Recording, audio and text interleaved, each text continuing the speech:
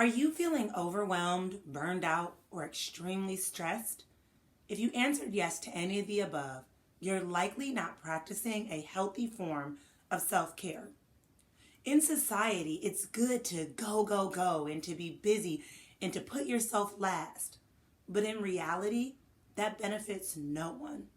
We rip and run throughout our day. We run around for work. We run around for our children. We run around for our significant others.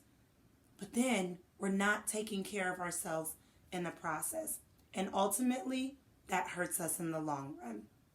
This is why it's important to make self-care part of our daily routine. Self-care is an activity that we incorporate into our life deliberately to take care of our physical, mental, and emotional well-being. While that sounds like common sense, implementing it is a totally different story. In order to implement self-care effectively, there are two things you have to do. The first thing is you have to plan for it. Most of us aren't used to making self-care a regular practice, and so the idea of adding it into an already busy day seems out of this world. But if you plan for it, you're more likely to be successful with implementing it. The second thing you must understand is self-care is going to look different for every single person. The truth is, I could tell you to go ahead and garden for self-care, but if you don't like gardening, like me, you're going to be like, this doesn't feel like self-care. This feels like a job or a task. It doesn't feel exciting. It feels overwhelming and frustrating. You must do self-care activities that feed your well-being and your spirit.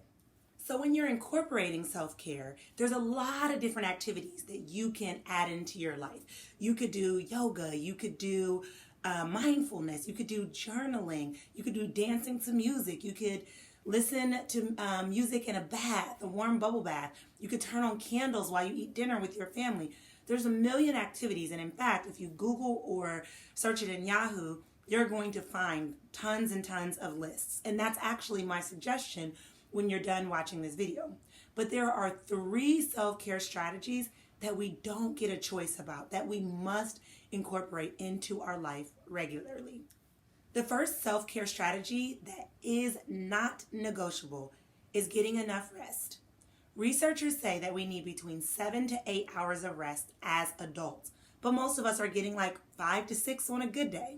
And so the long-term impacts of not getting rest are overwhelm, anxiety, irritability, not able to focus. None of those things work in our favor. And so we have to make rest a regular daily practice.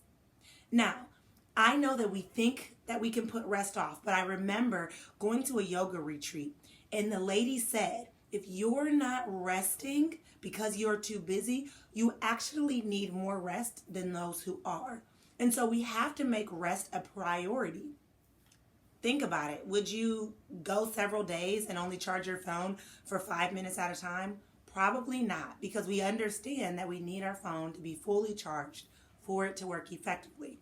It's the same thing with our body. Our bodies must be fully charged if we want to effectively be able to go through the day.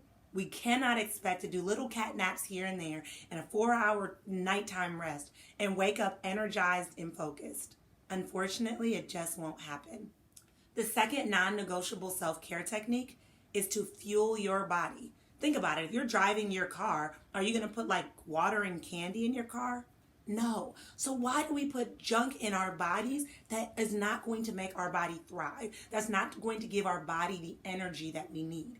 When you feed your body with sugar and tons of carbs and everything else that's not healthy for it, you're also going to see that as an impact. You're going to be more tired, more drowsy, and less like yourself. So fuel your body with the right things that are going to give you the energy you need to be successful throughout your day. Exercise is the third non-negotiable self-care activity.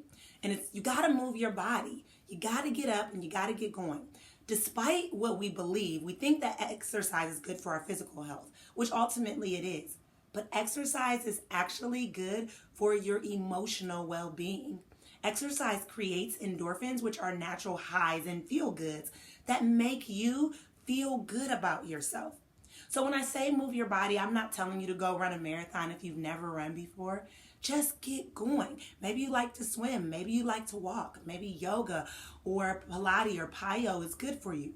Find a moving of your body activity that you can incorporate every day and watch how much better you feel.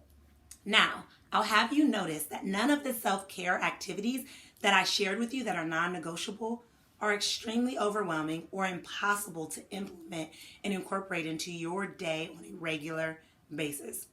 It is so important that we commit to self-care because as good as we want to be to other people, or as helpful and loving as we want to be to other people, if we're not first good to ourselves, we can't do any of that. If you have a big goal in mind or a big vision in mind, if self-care is not the top of your list, you won't accomplish it. We have to learn that taking care of ourselves isn't selfish. In fact, it's the very thing that we can do to not only benefit ourselves, but to benefit those that we love as well. So I have a question for you before you go. What would your life look like and how would your life change if you incorporated self-care into your day on a regular basis? Comment below and let me know. Make sure you hit like and subscribe before you go. And until next time, I'll chat with you guys later. Bye.